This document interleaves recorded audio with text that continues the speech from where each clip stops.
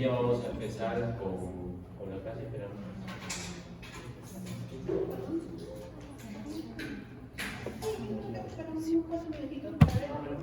De repente viene alguien más de sus compañeros que complete la clase. La idea es que yo sí trato de llegar lo más temprano posible mañana, tenemos clase todo el día, es un día agotador, pero trataremos de hacerlo lo más ameno posible para que nadie se duerma, ¿no? Lo que sí, después que no se distraigan mucho con los celulares a la hora de la clase, porque ahí les voy a preguntar más y más. Ya, buenas tardes.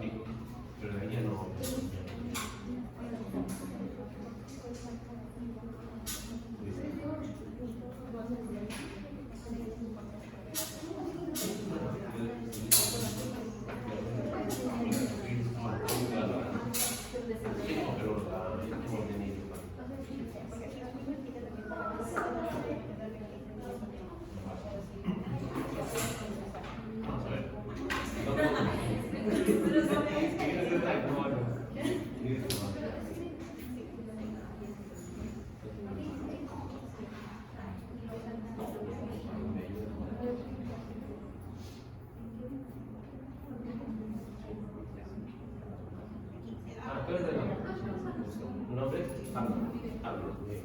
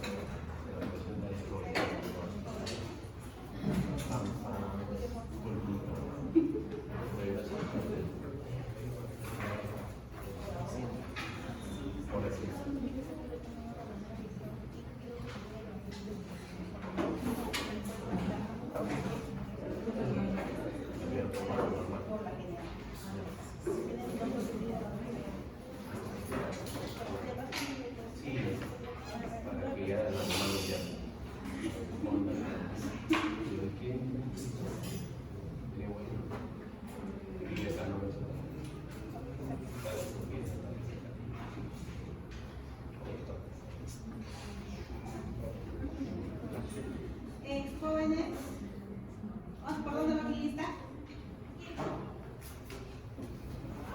¿Pero no está pasando así? No. Jóvenes, es en orden, por favor. No es posible. Jóvenes, antes de comenzar esta clase, como ya es por principio de la universidad, vamos a hacer una oración. Voy a pedir a ver, tal vez un voluntario o los designamos. Aquí, nuestra compañera Catherine nos va a ayudar. Catherine, por favor, oración inicial. ¿Cómo gusta?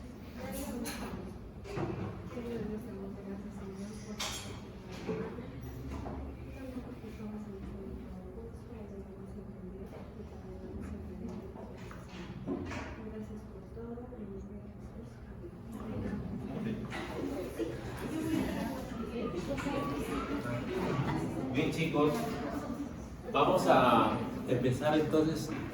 Este curso, o sea, es bastante interesante y a veces, sin embargo, yo digo a veces poco querido, ¿no? Porque se olvida en el tiempo y nos dedicamos más a buscar dosis de medicamentos y otras cosas y nos olvidamos de la parte preventiva.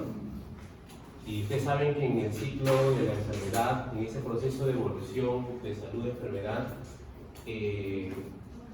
lo más importante es que el paciente no se te enferme, que la población no se te enferme. Cuanto más se te enferme, más trabajo van a tener. Yo sé que todos quieren aprender en ese momento, pero ya cuando sean médicos, ya no tantos pacientes, porque hay muchos enfermos. ¿Y por qué se enferma la gente? Porque a veces no aprendemos a cuidarlos desde muy pequeños, no aprendemos a alimentarlos desde muy pequeños. Y ahí vienen los principales problemas después en adelante. Tengamos en cuenta que hoy la obesidad infantil en nuestro país, por ejemplo, está que crece cada día. De 5%, 6%, y está subiendo. Hay otros países donde tienen un alto porcentaje de obesidad y problemas cardiovasculares asociados a la misma. Pero todo a raíz de que no aprendemos a prevenir las cosas. Entonces, como este es un curso netamente de prevención, de aprender a cuidarse, es algo que yo considero que sí debemos aprenderlo bien y debemos poner en práctica hacia adelante. No soy bien, yo he pasado ya con tantos internos y cuando empezamos a repasar y tiene 3 meses, ¿qué debería hacer ese niño ya? Y no se acuerda. Que no te enseñé, entonces parece que yo quedo mal, ¿no? Porque yo les he enseñado y entonces no captaron qué pasó. Pero la cosa es que hay que prestarle bastante interés a este tema. Yo usualmente no está así en el sílabus, pero sin embargo, esta parte siempre me gusta hacer, porque trato de despertar un poco la curiosidad de por qué debo interesarme en el niño y por qué debo interesarme en aprender este curso, ¿no? Porque nosotros a nivel del mundo existen diferentes políticas para ayudar al niño, existen hasta leyes, derechos, incluso el país tiene sus normas que supuestamente defienden al niño, supuestamente protegen al niño, al adolescente. Sin embargo, hay que ver, solamente que subas a un micro, por ejemplo, al niño no le dan asiento, no, pero debería hacerse, porque es un niño, hay que protegerlo, hay que darle, es una persona vulnerable, como el anciano, o la gestante. Entonces, sin embargo, esas normas existen, pero no se respetan, pero deberíamos conocerlas. Y a nivel mundial también existe toda una serie, ha habido consensos, congresos para evaluar la problemática del niño en el mundo. No es lo mismo un niño de Latinoamérica o América Latina que un niño en África, por ejemplo. Las condiciones son diferentes, ¿no? Entonces, esas diferencias que existen, existen grupos interesados en querer mejorar, en querer superar esta situación, ¿no?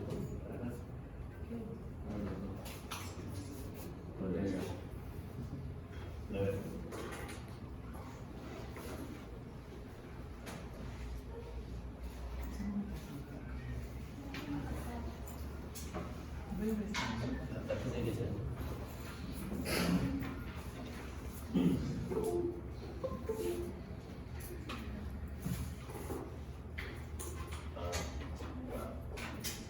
Hola,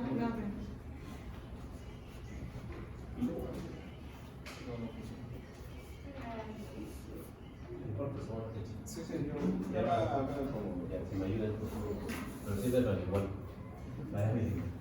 Bien, gracias. Entonces, sí. Hay que ver que la primera infancia, pues, en esta población, la primera infancia es muy importante. Es muy importante porque tenemos que ver que existe una etapa central para el desarrollo de las personas. Ustedes saben que el desarrollo neurológico hasta qué edad se da al 80 o 90%. 5 años. ¿Han visto la propaganda que sale en la tele? De una leche, de una vitamina.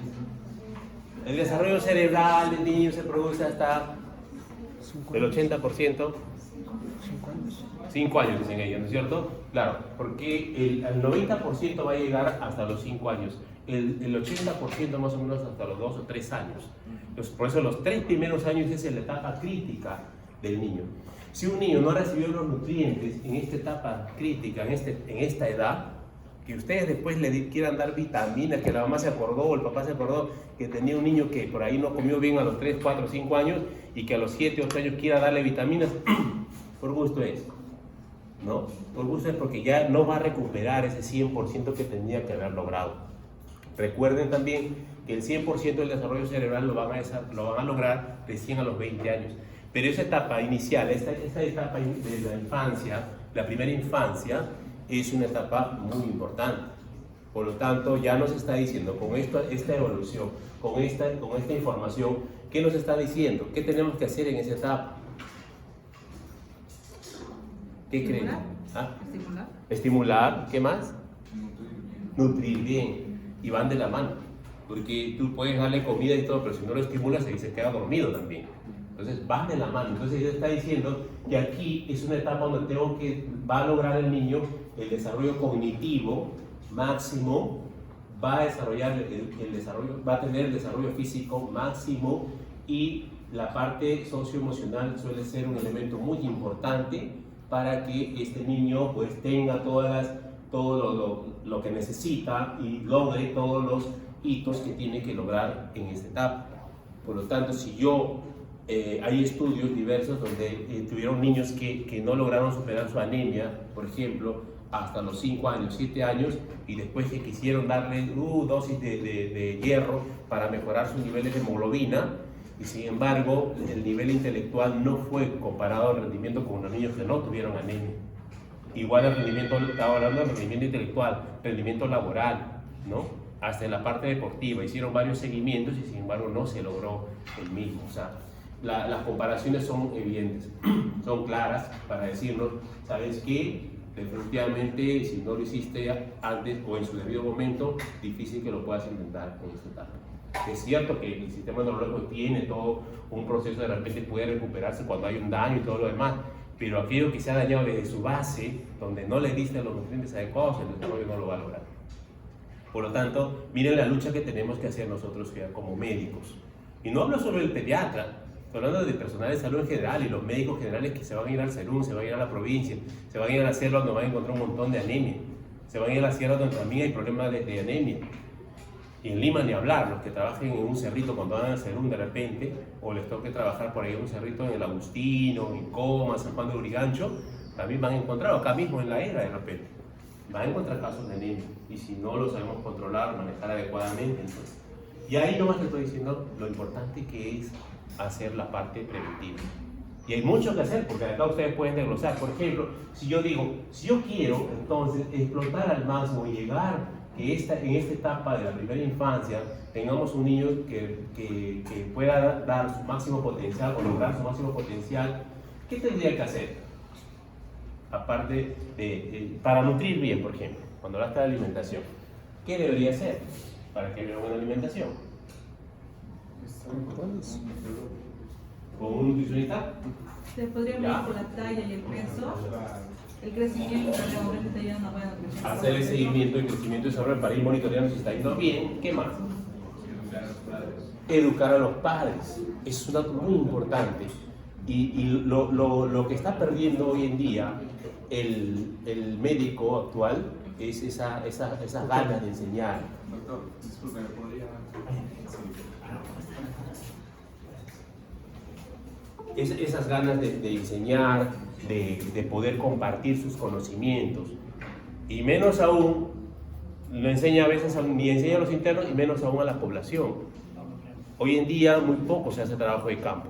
No se ve que salen a formar promotores de salud, agentes comunitarios, si se quiere llamar así, para que puedan ir socializando y enseñando cómo preparar alimentos sanos, cómo enseñar a hacer la higiene de los alimentos.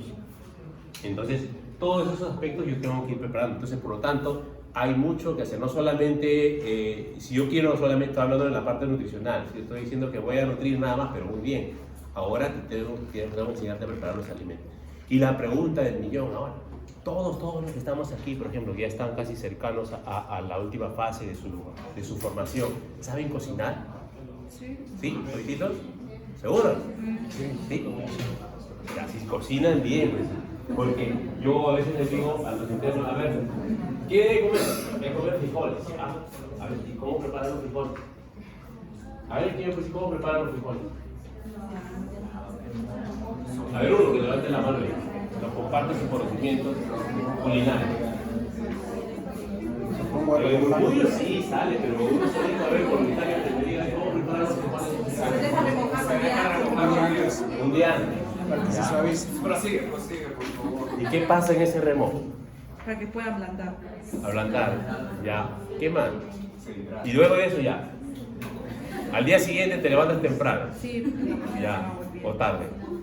bueno, de acuerdo al frijol también, acá hay muchos tipos. Ah, mira, eso es interesante. ¿Y cómo es el frijol canario y el otro frijol panamito? ¿Cuál es la diferencia? No sé, pues, ustedes me están enseñando, o sea, ¿no? Pero sí, esa es la primera fase. Muy bien, vamos a seguir porque si no vamos a hablar de paralítico frijol izquierdo, hay varios, etcétera, etcétera, ¿no? A ver, luego que lo remojas, te levantas temprano y... ¿Qué más? ¿De la mañana qué haces? Lo voy a hervir, ya, lo haces hervir. Y luego... Pones su sal, pues lo aderezo, ¿no? Pues Aderezo. pica tu cebolla, tu tomate, no sé cómo lo quieras hacer. Así lo preparamos. Y te sale bien. Por ejemplo, a veces me gusta el que... Nadie se ha quejado. Un frijol que es como potito y yo le pongo aceituna y pasas. Ah, bueno, eso es una forma. Y esas particularidades, o sea, importante también las particularidades. Hay gente que de repente va a preparar los frijoles y dice, no, yo le pongo un huevo, otro dice le pongo un pescado, Aderezo. yo le pongo pollo, y el tipo de aderezo que utilizar, ¿no? O le haces con un seco, si quieres, bueno, si quieres comer carne. Pero, o sea, hay varias formas que lo puedes, pero tienes que saber, en todo caso, qué de bueno tiene ese frijol, entonces. ¿En qué le va a ayudar al niño? ¿Qué tiene?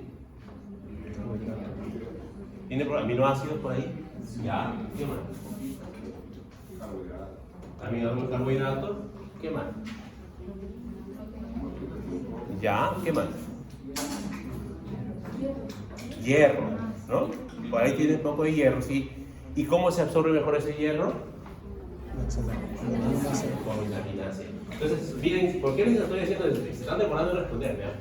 Ya, ¿por qué? Porque si ustedes saben todo eso, entonces ya pueden dar una consejería. Señoras, cuando usted coma hierro, el hierro, su hijo necesita bastante hierro, no vaya a pensar que va a estar moviendo fierros. Pero si tienes hierro aquí, la lenteja, tienes aquí tus garbanzos, tienes por ahí tus frijoles, ¿no? Etcétera, etcétera, etcétera. O de repente ya quieres usar otros acelgas, ¿no? Espinacas, ¿no? Brócolis, que le vas a empezar a decir. Pero pues sabemos que para que se absorba mejor tiene que ser acompañado de vitamina C. Puede ser un jugo de naranja, si no hay jugo de naranja, o una limonada. Y si no hay limonada, si no hay limonada, limón. Claro, pero sepan que la mayoría de frutas tiene vitamina C. En diferentes cantidades sí, pero tiene. Entonces, ¿qué es lo que tienen que hacer? Recomendarles que después de ello, pues, acompañen de eso. Entonces, pero si yo no tengo ese conocimiento, entonces, ¿cómo le voy a orientar? Va a ser muy limitado mi orientación, mi recomendación a los padres. Por lo tanto, fíjense todo lo que tenemos que aprender solamente preocupados por esta situación. Entonces, no es tan fácil. Ya se dan cuenta que la medicina no es tan sencilla. Hay mucho todavía que revisar y digamos ahora sobre los frijoles. Pues, hay tantas cosas por ahí germinados, por ahí también tendríamos que enseñar a comer, cómo preparar la quinoa, cuántas formas de preparar la quinoa, el trigo, ¿no? Si nosotros aprendemos eso, iremos aprendiendo más seguramente cuando vayan ustedes a hacer uno en la sierra, en la selva, y cada quien tiene su propio nivel su cultural, sus características, y sabrá prepararlo de diferentes formas que quizá ustedes lo aprendan y luego puedan enseñar aquí en Lima también. ¿Ya? Porque recuerden que aquí... Pero potenciar como Sí, puntero sí. Ya, entonces, esa es la idea. Y ya luego en la parte, mire, esa es la parte de la alimentación, ¿no? Para poder ayudar a un buen desarrollo físico y obviamente de acuerdo a los nutrientes también la parte cognitiva. Y este aspecto, hay que preocuparnos mucho si es que cada día vemos más alcoholismo, más delincuencia, más violencia a nivel de nuestras poblaciones. Tenemos que preocuparnos mucho cuántos niños abandonados hay. Cada vez que sales a recorrer las calles, cuántos niños están pidiendo venta de caramelos, ¿no? Te están ofreciendo cosas. Entonces eso ya va preocupando, desde muy pequeñito incluso. O cuántas mamás salen con su niñito en la espalda o utilizan también al bebito como para dar un poco de lástima, pena, para que puedan comprarle algo, que también no está bien, ¿no? Los ponen al sol y hoy están comiendo solo agüita, le dan así canchita y con eso están toda la tarde. Entonces, bajo esa situación, ¿cómo va este contexto? viendo esa realidad. Entonces, cuando ustedes vayan al salón, vayan preparando, conozcan su población, qué cosas voy a encontrar, qué está pasando, y párense ahí, vayan con un guía, digan dónde puedo ver toda la población, y desde ahí siéntense y empiezan a mirar toda las casas, cómo están construidas, cómo son las calles, si hay animales o no, qué animales hay, a qué se dedica más esta población, qué es lo que más consume, para hacer recién un diagnóstico situacional y hacer toda una intervención, ahí decir, bueno, vamos a enseñar esto, y hacer recién un plan de trabajo. Eso sí hay. Para hacer este curso, primero había que ver la situación para poder hacer un plan de trabajo. ¿Ya? Entonces, vean que la cosa cada día yo siempre lo voy dando, se la hago más compleja porque es la realidad. Y todavía falta mucho, pero aprendan esa parte. La siguiente, por favor. Entonces, hay que tener en cuenta que necesitamos siempre hacer, ¿no?, un análisis de la situación, de los derechos y de la salud, alimentación y nutrición del niño. Hay que hacer que participe la familia y la comunidad. Nosotros solos no vamos a resolver los problemas del mundo, de la comunidad. Tenemos que hacer que todos participen. Es como cuando ustedes van a jugar fútbol, su equipo de fútbol, y creen que solamente el delantero va a meter goles. No, todos tienen que jugar en equipo. Entonces ahí llamo al dirigente, llamo al policía, llamo al alcalde y me pongo a trabajar con ellos.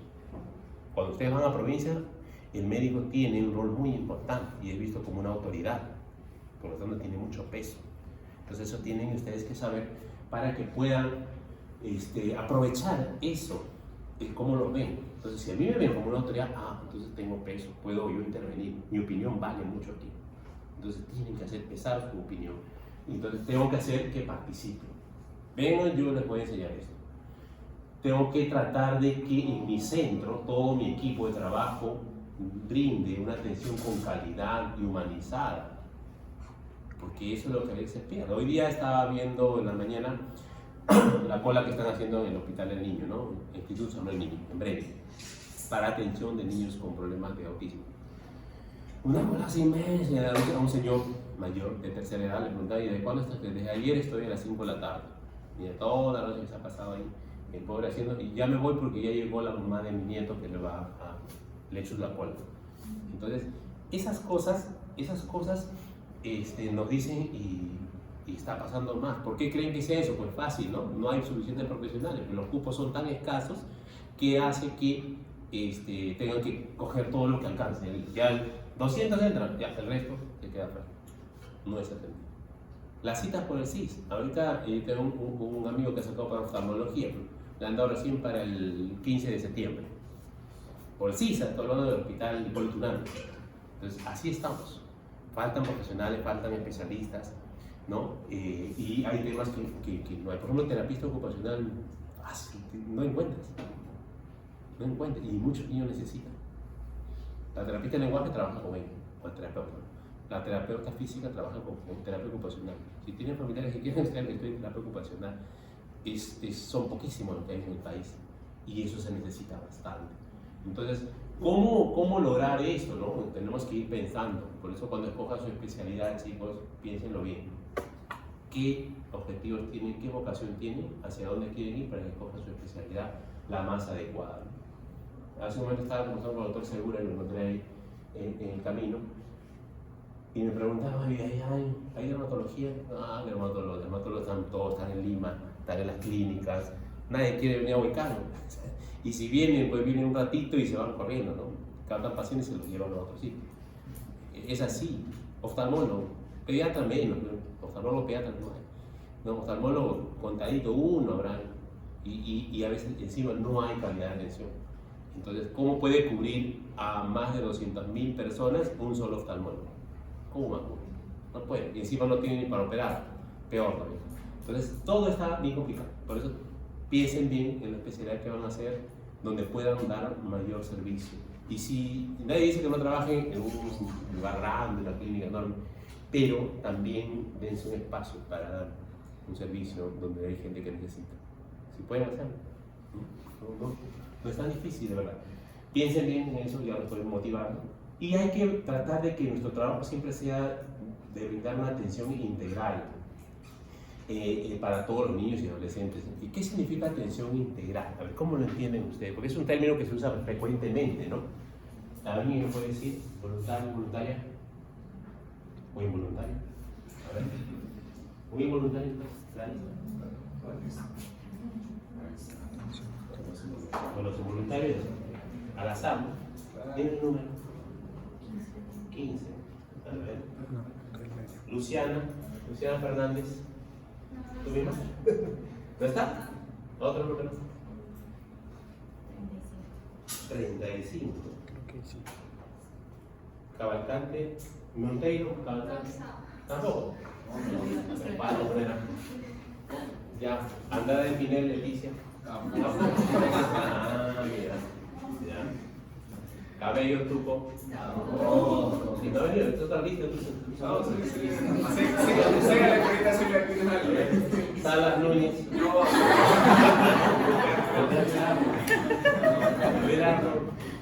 Integrar quiere decir que pues, el doctor se integra varios recursos, ¿no? Tanto, por ejemplo, en la parte emocional de lo que es el bebé, la parte física, en la salud, todos esos aspectos, ¿no? En la alimentación, nutricional, cognitivo, todo lo que abarca el niño, eso sería. Claro, eso es, o sea, hacer un escaneo del paciente desde la cabeza hasta los pies, y rapidísimo, un examen físico puede ser rápido, pero también no se olviden de esa parte que no se ve, que para eso tienes que tener otros ojos. ¿Cómo te vas a dar cuenta? En niños, por ejemplo, no, el niño te va a decir estoy deprimido, estoy triste, ¿no? Muy raras veces, ¿no? Pero sí vas a ver su conducta. Cuando un niño por ahí, la mamá le dice, sí, tranquilo, nada, el chico va por ahí, está por todos lados, tranquilo, por favor, y nada. Solo te calmas cuando le da el celular, la clase. ¿No? Eso está terrible ahora. Entonces, ver la conducta es otro aspecto que tenemos que saber para poder dar una opinión de manera integral, porque hay completas. Por la parte física, sí, sí señora, tiene un soplito, sí señora, les parece que tiene una neumonía o una plaquita, sí. Pero nunca se olviden, y eso hasta los pediatras se olvidan, no les miento, no se olviden de ver el peso y talla. De verdad. Nadie le dijo, ya le dio su diagnóstico, su tratamiento, señora, dos pus cada 4 horas, y se va a la casa y al final la señora regresa por la doctor, ¿y su peso está bien? Te preguntan, de acuerdo. Pero nosotros debimos adelantarnos, debimos decir, señora, y ahí recién te das cuenta, uy, 2 años, pesa 8 kilos. Recién te das cuenta. Porque pocos ven el peso y la talla menos, ¿no? No tenemos esa costumbre. Por eso cuando ustedes estén en consulta, donde estén, tengan su... Ahora tienen hasta el celular, ¿no? Ahí puedes tener el programita. A ver cuánto pesa, a ver, sabe todo. Hay programas, ¿no? Fácil, ver. O si no tienes, no hay señal, ya no tienes grabado el programa. Un folder, ¿no? Un folder con tu gráfica. Está colgado gratis, en googlear encuentras todo. Entonces, podemos encontrar, tenemos herramientas para poder hacer, solamente que hay que acostumbrarnos a hacer la práctica de que lo haga de manera integral. Cuando yo hacía el curso de pediatría, recién estaba en la formación, me pasaron a rotar a CREP y al final me gustó tanto que me metí un mes más. Tenía un mes de vacaciones y dije, no, quiero un mes más y me metí. Entonces, todo era así. Alvito, ya, 3 médicos éramos. Entonces, yo arranqué el mediodía, empiezo desde la cabeza hasta los pies, palpando las suturas, viendo las reacciones. Incluso cuando tú le tocas ver las reacciones, palpan los músculos para ver si hay hipotonía, hipertonía, y ahí te acostumbras. Si no, ¿cómo aprendemos? Tocando y mirando. No hay otra forma. Aquí nadie, ya pasó ya el COVID, ya no hay virtual. Todo es tocando y mirando ahí directamente. Ya, entonces hay que ser bien observador. Cualquier lesión, si te llama la atención, reconocer esos hemangiomas, dónde están ubicados, entonces empieza a ver hasta la piel y todo. Y luego ahí a veces vas examinando y te acostumbras a veces a hacer 2 cosas a la vez. ¿Por qué? Pregunta, señor, ¿y cuándo su bebé nació parto normal o cesárea? ¿No? Señora, ¿y lloró rápido? Esas son preguntas que uno le tiene que hacer rápido. Te acostumbras a sacar ese peso, no le dices cuánto fue el agua, ni sabe qué es agua, ¿no? Pero si lloró rápido, si dices sí, bueno. Como hoy la mamá le pregunta, señor, ¿y lloró rápido su bebé? No, doctor, porque no sé, se lo llevaron ahí, no lloraba. Entonces, ahí pueden usar la tarjeta, las que traen te ayudan, porque ahí le ponen el arma, le puedes dar. ¿Cuántas semanas nació? ¿Nació prematuro? No. Todos los factores de riesgo que vamos a ver en este proceso. pero hay que acostumbrarnos a hacer toda una secuencia. No vamos a preguntar todo lo que está aquí porque es una listaza, pero sí acostúmbrese a lo básico. Y ahí identifica, ¿no?, los factores de riesgo. De repente estuvo hospitalizado, aquellos niños que estuvieron en UCI, por ejemplo, esos son de riesgo. Hay que ver cómo estuvo el desarrollo cerebral, cuánto estuvo con ventilación mecánica, cuánto tiempo. Todo, ¿por qué? Porque esa es hipoxia cerebral, chicos. Y la hipoxia cerebral hace mucho daño. La hiperoxigenación también. Entonces, si nosotros tenemos en claro esos conocimientos, pues voy a poder dirigir mi examen. Es por eso cuando yo les enseño a los internos, les digo, mira, la única forma que tú preguntes a la mamá todo lo que debería saber del niño es que primero, antes de eso, como le decía de la comida, tienes que saber cómo es un resfriado. Tienes que saber por qué un niño vomita, por ejemplo. Muy bien, enfócate, revisa. Enfoque al niño vomitador. Así me gusta que estudien a mí, más fáciles, más panorámico, más integral. Porque tú me sacas todas las causas posibles de por qué el niño puede vomitar. Puede vomitar por problemas neurológicos, puede vomitar por problemas renales, ¿sí o no? ¿No escucho? Ya. Puede vomitar por problemas digestivos, puede por problemas respiratorios, altos y bajos, ¿no? Entonces, por una sepsis, por una razón. Entonces, si ustedes tienen en claro esa situación, van a preguntar, señora, ¿se ha caído? Señora, ¿ha estado con fiebre ya cuántos días? ¿No? O señora, ¿ha estado con diarrea su niño? ¿O comió algo estos días y de repente que cree que usted le ha caído mal? Y vas a preguntar, pero en función a eso. Señora, ¿su pichicita no ha cambiado de color o olor? ¿No ha sentido algo raro? Pero si no sé cómo es una ITU, si no sé cómo es una jeca, si no sé cómo es un SOBA, si no sé cómo es un asma, no sé cómo es una otitis, una amigdalitis, una faringitis o una rinosinusitis, ¿cómo es la clínica? ¿Cómo voy a preguntar? ¿Se dan cuenta? O sea, el médico no es fácil. Tienen que saber primero eso. Por eso es que le hagan las clases, ¿no? Y ahí a ustedes se les va a hacer más fácil. Por eso les digo, estudia bajo enfoque. Enfoque al niño febril, enfoque al niño vomitador, enfoque al niño que convulsiona, porque la convulsión tiene varias causas, ¿no? Y así van a poder ver de manera más panorámica e integral al niño también y estudiar esa patología. Entonces vean entonces por qué tenemos que hacer de manera integral las cosas, hasta nuestra historia clínica. Y la gestión territorial, lo que les estaba diciendo, sentarse y mirar cómo está todo el área, todo mi campo de acción, ¿no? ¿Cuánta población tiene? ¿Cuál es la mayor población? ¿Son niños, ancianos, son mujeres, varones, etcétera, etcétera? Ya se adelantó. Muy bien. No, está bien. Creo que estabas pensando igual que yo. Este es un documento que se firmó hace varios años, ¿no? Donde se hace en Ginebra, hacen la primera declaración de los derechos del niño.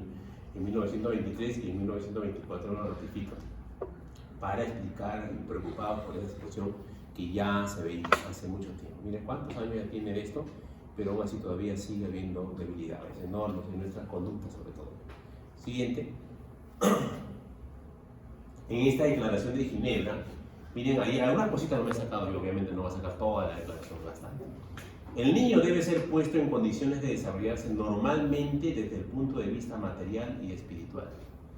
Tiene que tener toda la formación, todo el respaldo, todo el apoyo, ¿no? El niño hambriento debe ser alimentado, obviamente.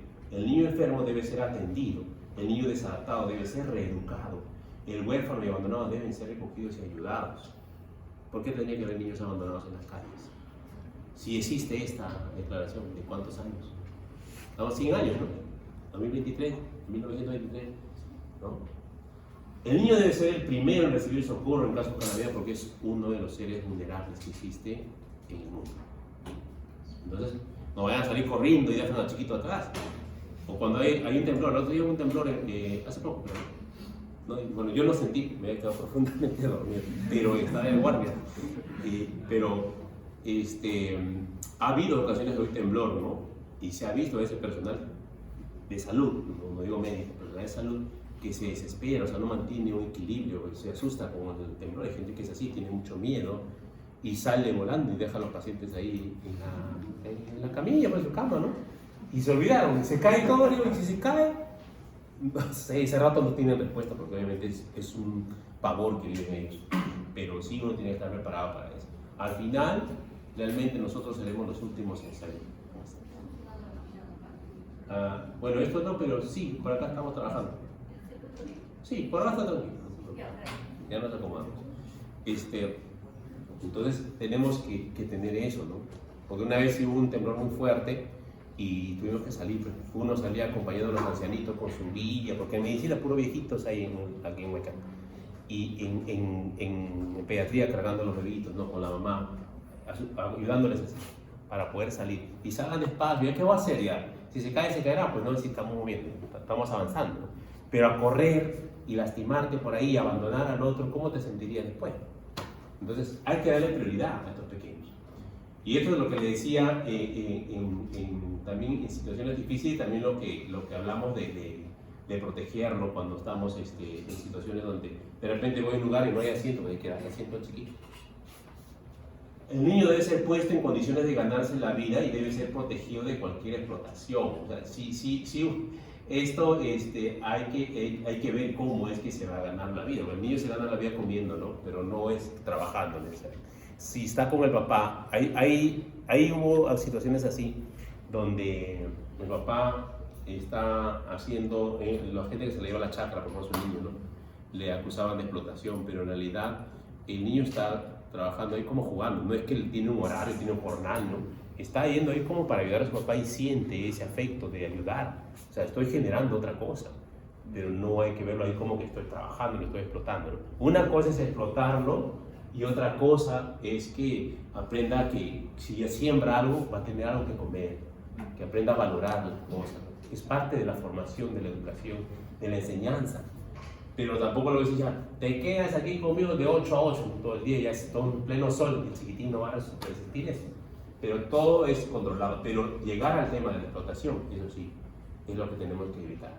Dice esta también declaración que el niño debe ser educado, inculcándole el sentimiento del deber que tiene de poner sus mejores cualidades al servicio del prójimo, ¿no?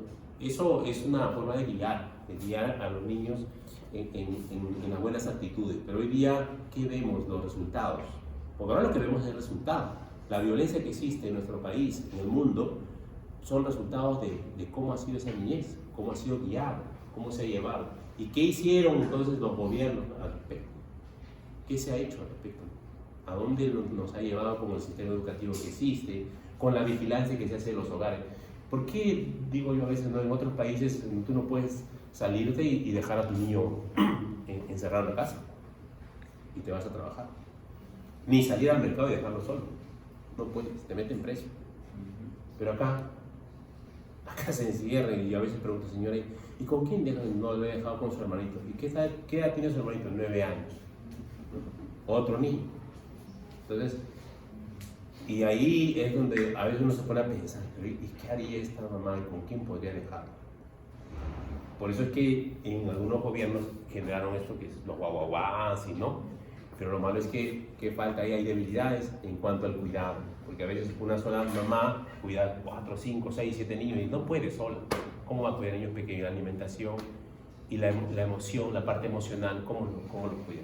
Entonces ahí tendría solamente que regularse, pero tiene que haber eso porque la situación de pobreza en el país también amerita que las mamás a veces salen a trabajar y tenemos que darle una forma de no negarle eso, pero sí podemos darle un espacio para poder ayudarle con su niño, que eso sí existe también en otro lugar. Entonces hay que buscar alternativas, pero la idea es que este niño debe recibir eso. Entonces dentro de ese proceso también debe aprender a servir a los demás, porque los más grandecitos a veces en otros, yo he visto, bueno, lo he visto en películas, pero que los más grandecitos ayudan a cuidar a los más pequeños, ¿no? En los centros ahí donde cuidan, en el mismo inicial a veces, ahí siempre hay un chiquitín que protege al otro, ¿no? O defiende al otro, se cae, lo recoge, ¿no? Cosas así. Entonces, pero eso es parte de la enseñanza, parte de lo que tiene que ir aprendiendo en el camino. La siguiente, por favor. Y acá regresa. Hay argumentos para invertir en el desarrollo infantil, porque esto es inversión, es dinero para los gobiernos, es dinero en el mundo, ¿no? ¿Por qué debería invertir? Realmente a veces dicen, no, yo quiero invertir donde me va a dar más ganancias, eso es lo que al final piensen, y eso es triste saberlo, ¿no? Que ven su conveniencia personal, económica, pero bueno, también si uno analiza esto, para todo un país sí hay hay tasa de retorno, por ejemplo. Y por cada dólar que se invierte en política de primera infancia y calidad, existe un retorno para la sociedad de hasta $17 aproximadamente, porque tienes niños menos enfermos. Ya no vas a estar controlando, cuidando o solucionando su problema de autismo, ayudándolo, o de repente de hiperactividad, porque ahí vas a necesitar terapeutas, vas a necesitar más profesionales, más inversión en salud. Tu gasto al final va a ser mayor. Pero si inviertes adecuadamente, como le decía antes, ¿no? Si tuviéramos una población donde el 80% de la población supiera alimentarse bien y supiera que la higiene es muy importante, entonces, ¿cuántos de ellos irían al hospital? Menos demanda, de repente van a necesitar menos médicos, nos quedaríamos sin trabajo, pero no importa. No importa. Pero vean esa consecuencia, en realidad hay que saber invertir. Cuando uno invierte y ver qué consecuencias va a tener, pues, al final lo que yo iba a gastar aquí ya no va a gastar tanto, pues va a tener que invertir en otras cosas, quizá mejorar el tema del medio ambiente, ¿no? Tantos problemas también que tenemos ahí. Después, bueno, acá hay un estudio sobre las pruebas PISA, ¿no? Este programa que para medir los niveles de conocimiento de los chicos. Ahí la conclusión que ellos llegan es que hay mucha deficiencia y por lo tanto resulta muy importante hacer todo un buen programa de educación inicial. Y el programa de educación inicial es básico, justamente les decía, la primera infancia, ¿dónde está? En los colegios iniciales. En los colegios iniciales tienen que aprender a trabajar loncheras saludables, tienen que aprender a trabajar valores, tienen que aprender a trabajar lo que es estimulación en cuanto al desarrollo cognitivo, ¿no? Lo que es el desarrollo psicomotriz, porque todavía están en esa etapa, ¿no? Hay que enseñarle a jugar en lugar de... Yo a veces, no sé, se ve tantas cosas, soy muy crítico de eso, ¿no?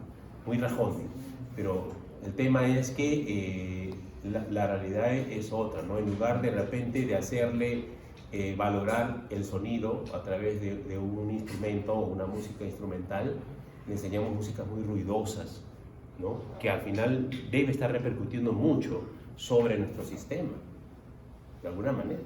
Usted sabe que los ruidos agresivos que superan los decibeles permitidos, que 30 decibeles o 35 decibeles que superen, esos ruidos también van repercutiendo en ese cerebrito que está desarrollándose. Entonces, ¿cómo vamos a permitir eso? Si es que eso se hace mal, ya verán las consecuencias de estos resultados de estas pruebas, ¿no? Y hay que, analizando la situación de la infantilización de la pobreza, ¿no? Hay que superar esta situación, dice, de vulneración de los derechos de los niños y contribuir a romper con el ciclo intergeneracional de la pobreza y asegurar un desarrollo más equitativo y sustentable. Es que hay familias que viven y dicen, bueno, yo soy pobre porque mis padres fueron pobres, mis abuelos fueron pobres, y etcétera, así. Y sigo pasando de generación en generación la pobreza y me conformo con eso, me quedo ahí y no avanzo más. Entonces, ¿cómo motivamos?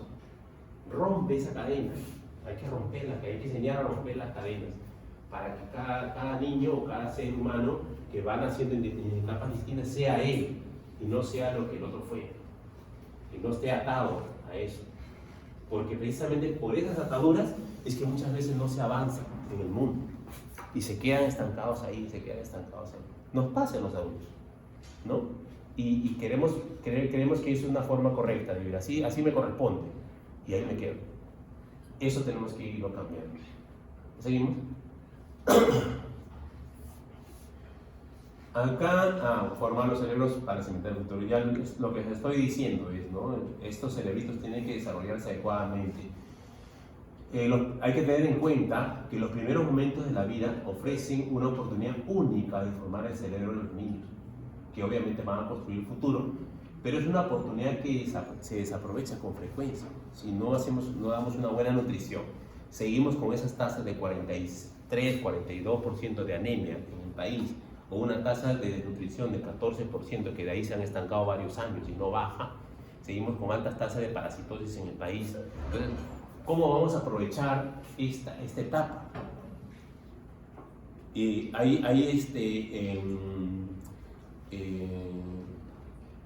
Creo, si no me equivoco, estaba en una tasa de parasitosis, creo que bueno, hay regiones que cambian, ¿no? Llegan a 40-50% de niños con parásitos. Y lo peor de todo es que todavía muchos no entramos en esa conciencia de que tengo que hacerle la evaluación. Por ejemplo, en pediatría muchas veces ya los pediatras nos olvidamos de pedir examen de parásitos, de hemoglobina, y seguimos no habiendo solo enfermedades otras enfermedades infecciosas. Pero no vemos este caso. Sabemos las consecuencias de las parásitos. ¿Han ido a la selva alguna vez? ¿Han estado en Belén? ¿Cómo es la situación en Belén? Es complicado. Una vez me tocó hacer una campaña ahí. Fuimos a hacer una campaña en Belén y yo realmente casi salgo llorando y desesperado. La cosa era que venían niños, yo empecé una campaña como cuando vamos al campo, ¿no? Vienen con resfrío, moquitos, ¿no? Ahí, entonces ya pasan los 200, normal. Toda la vida puede estar ahí. Pero cada vez que venía un niño así mal. Venía todo pálido. Vino un niño, me acuerdo, que estaba boqueando prácticamente, con la mirada ya hacia arriba, deshidratado y con el abdomen hinchado. Le oculto crepitante por toda la vecina del abdomen hinchado, ¿qué más podría haber ahí? El niño estaba séptico. Y la mamá tranquila, señora, hay que llevarlo, le avisé a mi coordinador, le digo, hay que llevarlo, llevarlo al hospital. Sí, voy a coordinar ahorita, no sé si lo habrán llevado. Porque la verdad, y así vi 2 o 3 que venían en condiciones muy calamitosas, ¿no? Y entonces, al ver esa situación y ver la tranquilidad de la mamá, dije, pues ella no entiende, no sabe lo que es grave, no sabe qué es cuando está enfermo. ¿Y cuánto más habrán? Eso fue solo un pedacito que hicimos en un día, ¿no? Pero imagínense cuánto más habrán. Y esos niños creen que están aprovechando esta etapa, definitivamente que no. Así superen esta enfermedad, ¿cuál va a ser el futuro de estos niños? Ellos viven en humedad, ¿no? Hay agua sucia ahí. ¿Cuántos parásitos hay ahí? Que se están consumiendo todas sus vitaminas, su hierro, etcétera, etcétera. No invertir en la infancia, ¿no? Va a determinar peor estado de salud, menos aptitud de aprendizaje y las capacidades de ingresos son limitadas porque no hay un buen rendimiento laboral, eso está demostrado también. Hay varios trabajos al respecto. Los ciclos intergeneracionales de desventaja son los que dificultan la igualdad en términos de crecimiento y prosperidad, es lo que le decía, ¿no? Ahí están, siguen ahí y no cambian ni la casa sigue igual varios años, ¿no? El precio de dicha incapacidad para los niños, sobre todo los de comunidades desfavorecidas, es su pérdida de potencial. Y el potencial baja. De ahí los rendimientos en los exámenes son pésimos, ¿no? Los rendimientos laborales son pobres, se duermen, ¿no? O de repente simplemente prefieren estar en casa jugando y no trabajando. No hay interés, que sí. Falta la estimulación. Siguiente. Entonces, aquí ya, nuevamente, la importancia de atender esta primera infancia, entonces, para disminuir esa desigualdad social que existe. Es una etapa fundamental para el desarrollo del ser humano. Va a mejorar el acceso y permanencia en el sistema educativo. Ya no va a ser niño que, como no están bien nutridos, que se cansan, se aburren en el colegio y lo dejan, y se van, ¿no? Y esos indicadores todavía no los he visto, he estado buscando, pero sería bueno entender cuál es la tasa de deserción escolar ahorita en el país, cómo ha variado en los últimos 5 años. Por eso, igual cuando ustedes vayan a Solún, en la población que ustedes estudien, allí vean cuál es la tasa de deserción. Todos estudian. ¿No han visto películas de Cantinflas alguna vez? El profesor, el profe. ¿No? ¿Cómo es la situación? Hay gente interesada en que no estudien, o que los chicos pues, no mejoren. Entonces, si no mejoran, y mi hijo sí se va a estudiar porque mi hijo sí va a tener que poder acá. Esa es la idea. Y eso pasa así, de repente, algunos no se dan cuenta, pero eso pasa en todo el país, ¿no? Hasta acá en Lima. Y esta situación de atender la primera infancia definitivamente va a impactar positivamente en los procesos sociales y culturales, pues, obviamente, ¿no? Y va a generar, al final, como les dije antes, va a generar una alta rentabilidad económica. O sea, de todas maneras se genera mejores ingresos para las familias, ¿no? Mejor rendimiento laboral, mejor rendimiento escolar y obviamente terminarán seguro una carrera profesional y podrán rendir mejor a un país. ¿Quién no quiere tener más médicos especialistas en el país? ¿Qué gobierno no querrá tener mejores ingenieros, mejores arquitectos? De hecho, que salud. Aquí pasan de todo, ¿no? Pero bueno, nosotros seguimos luchando de abajo. Pero hay que motivar. Seguimos. Aquí está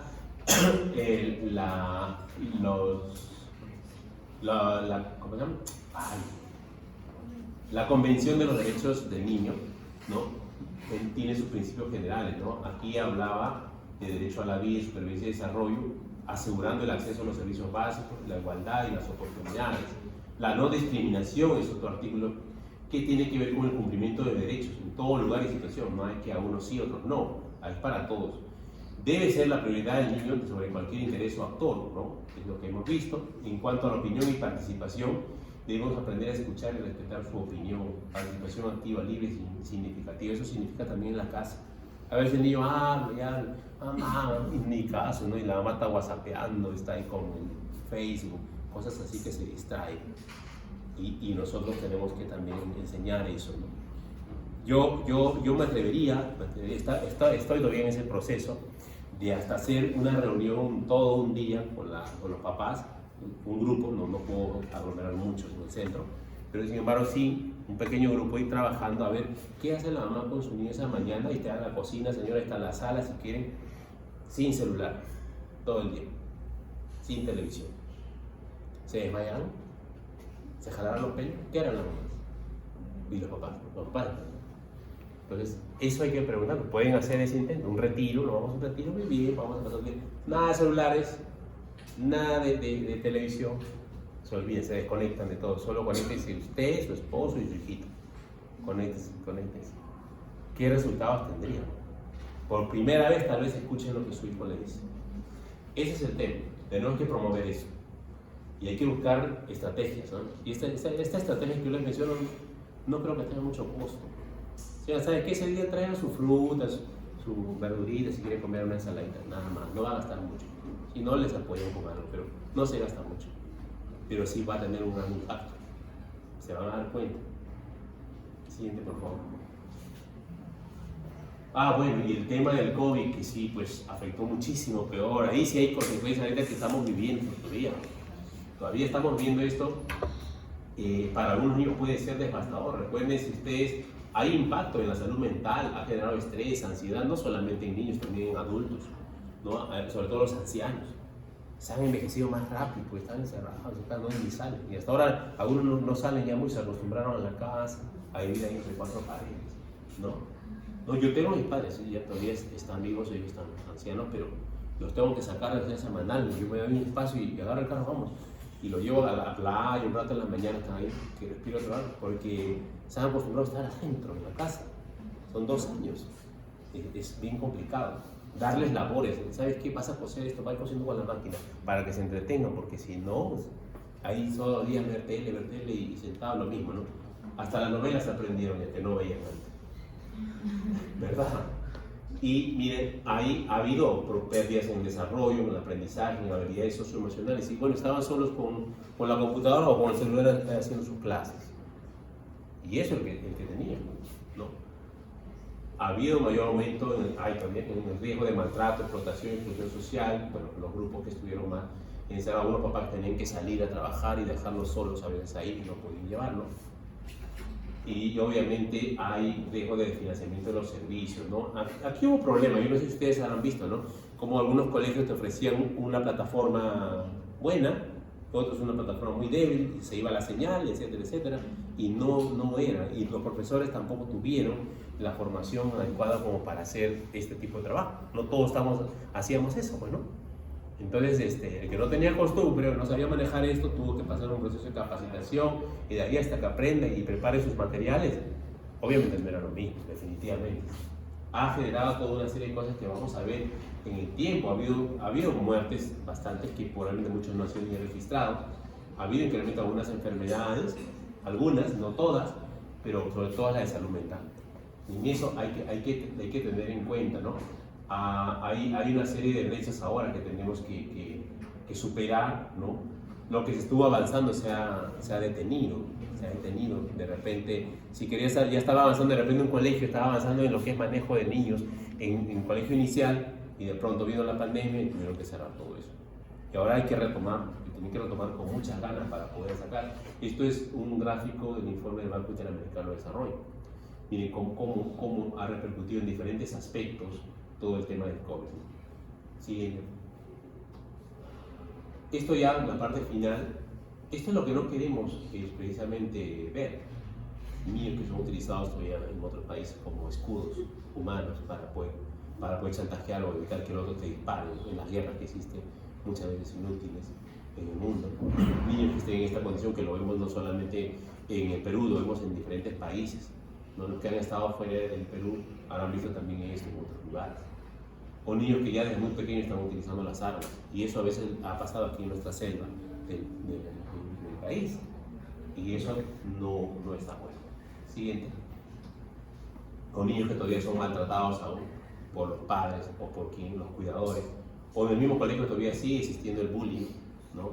Y los profesores, muchos todavía ni cuenta se dan, ¿no? Porque no saben identificar. ¿Qué nos falta ahí? Prepararnos. Que se preparen. Entonces, si no sé, yo pregunto y yo pido que me capaciten. Es como ustedes, ¿no? Si yo quiero aprender inglés, bueno, no sé inglés, pero quiero comunicarme con tal persona, bueno, me pongo a estudiar inglés. Pero muy pocos hoy en día quieren invertir, profesionales quieren invertir en su formación. Y se los digo porque en los médicos, ¿qué están esperando? Que venga un laboratorio y que te pague la capacitación para que recién vayas a un curso. Pero de tu vacío anda y matricúlate en un curso, un diplomado, una maestría o un doctorado. No quieren invertir. De repente tendrán otras prioridades. Pero la verdad, las cosas que sí tenemos que aprender. Este tema es muy importante, la conducta.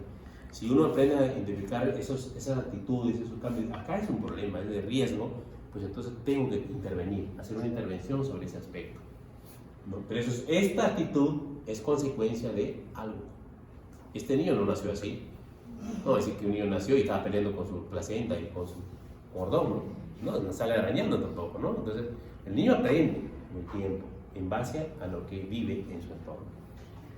Siguiente, por favor. Ahí está. A ver, regresamos. Aquí están los padres que gritan, que creen que va a responder el niño. Va a gritar también, ¿no? Acuérdense que hay una etapa, ahora vamos a ver después ya más adelante, vamos a ver que los niños son espejos en cierta etapa, 3, 4 años, igualito al papá, igualito a la mamá, todo lo que hace o dice, hasta su forma de hablar, hasta el tono, copia. Entonces, hasta que logre su independencia, pero ya cuando logra su independencia ya maduró esa actitud y ya sigue para adelante. Eso tenemos que trabajar, enseñarles, ¿no? ¿Cuántos papás, le preguntan, cuántos papás saben abrazar a sus hijos? ¿Cuántos papás saben cambiar pañal? Papás, no nada más, ¿no? Entonces, o incluso hay mamás también, porque las abuelas le hacen todo. Y se van alejando del niño, no los tocan, no entran en contacto. Y si no saben acariciar, no saben abrazar, entonces lo único que van a hacer es simplemente castigar, llamar la atención y de lejos, ¿no? O por teléfono, espérate que llegue, ¿no? Y el chiquito cree que va a esperar con ganas, ¿no? O aquí, que no sabe compartir su juguete. Si no le enseñamos a compartir desde muy pequeño, hay mamás que dicen, no, déjalo, que no lo moleste, así dicen, ¿no? ¿Y en qué queda? ¿Dónde está el tema de la solidaridad, de compartir? ¿Cómo le estoy enseñando eso? Por eso es que necesitamos mucho que ustedes alguna vez pueden intervenir en esas famosas escuelas de padres, pues hay mucho que intervenir, porque parece que todavía hay muchas debilidades ahí en esas escuelas de padres. Yo lo único que he escuchado de las mamás que van, yo voy a dormir nomás, aburrido es, pero no le están dando el valor porque quien lo hace no está promoviendo eso que quiere darse, cuál es el objetivo. Y no tenemos objetivo, ¿para qué hago esa escuela de padres? Hay mucho que trabajar, ¿sí? Entonces, ¿qué diferencia, no? ¿Qué diferencia con lo que acabamos de ver, no? Un marco diferente. Así es lo que debería haber, pues una comunicación integral. O sea, es como cuando nace el segundo bebé, y el chiquitín que tiene 2 añitos, ¿no?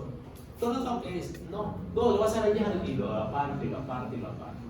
Cuando debía ser al revés, ven, mira, ayúdame aquí para cambiar la tramanita, no importa, se ensuciarán con los autos, pero tienen que participar, porque si no participan y se excluye a uno y no se le integran los dos, pues esto va a crear una división, va a crear todo un problema en el tiempo. Igual aprender a jugar, aprender a respetar sus limitaciones, es un niño pequeño, puede que le das un vacío y se le caerá, pues, como cuando los mamás no quiere que el niño se ensucie cuando come los tallarines, pero es imposible, pues. Si hasta uno mismo se ensucia de un niño, se le va a caer y es obvio, aprenderá, se caerá y lo recogerá y luego aprenderá que la siguiente, cuando agarra destreza, ya no se le va a caer, va a comer mejor que el adulto. Esa es la cuestión que tenemos que hacer entender. Señores, para ser padres hay que tener mucha paciencia, mucha sabiduría, mucho amor sobre todo, para que puedan lograr que este niño crezca sano. Igual, ¿no? Ahí está el inicial, también hay que entenderlo. Me dijo el otro día, no me acuerdo, que había, mi esposa me comentaba, ella trabajaba antes con unas personas y me decía, los niños de o sea, eran 2 hermanos adultos, me dice, ella trabajaba con uno de ellos, Jorge se llamaba. Y con el señor Jorge me dice, él al lado de su hermano era un pobre, muy pobre económicamente, a su lado, porque el otro era empresario y se había aprovechado. Pero ¿cuál era el problema? Sus hijitos de este señor, el hermano que ganaba mucho dinero, el gran empresario, sus hijitos cuando iban a la casa del tío, que era más pobre, eran felices, porque ahí podían jugar con sus primitos, le dejaban compartir, ¿no? Los llevaba la esposa, los llevaba a dar al parque, y siempre decía, yo prefiero estar acá que en mi casa, porque en mi casa mi papá ni los veo, y nunca los veían porque estaban tan ocupados en sus negocios y sus viajes, atendiendo a las visitas que venían del extranjero, porque era así su empresa. Y entonces miren lo que buscan, una cosa tan elemental.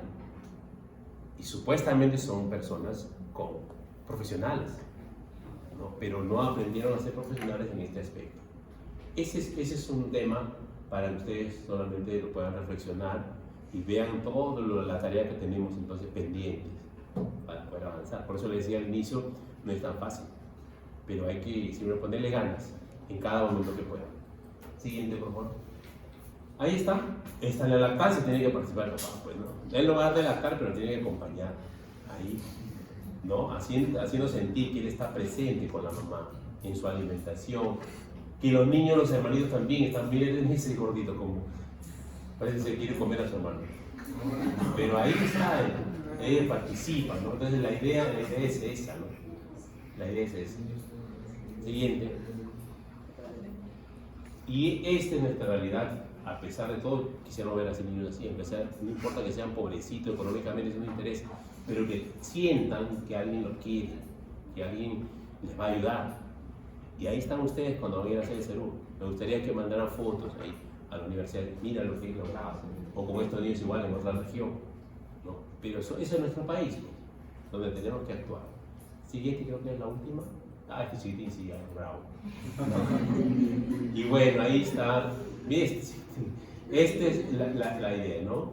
Me parece acordar un chiquito que está así en el hospital, está hospitalizado hasta, creo que, no sé si ahí está hablando del taller. La cosa es que yo veo en la noche y lo veo, está hundiendo, y me acerco y se mata de risa, así como él, se empieza a reír y jugar. ¿Cómo? Si está así, y tal que se ríe, y me miraba y se ríe. Pero era que tenía moco en la nariz, no era que estaba mal. Yo le escuchaba y no encontraba nada, qué raro. Y la verdad es que está ahí en los mocos. Le van a los mocos, cuando le van los mocos ya se baja esto, ¿no?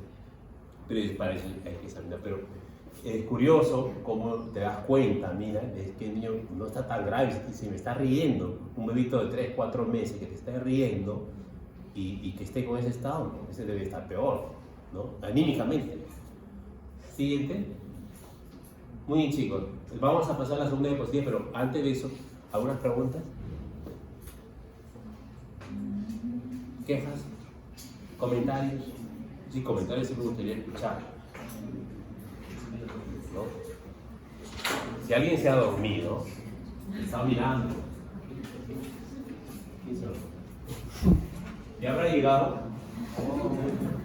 ¿Llegó Isaac? Sí. Joshua, ¿qué te parece? ¿Qué hay que hacer? ¿Qué crees tú que es? Bueno, en verdad, nuestro trabajo es mucho, ¿no? Sin duda. Tenemos que, a veces tenemos que influir como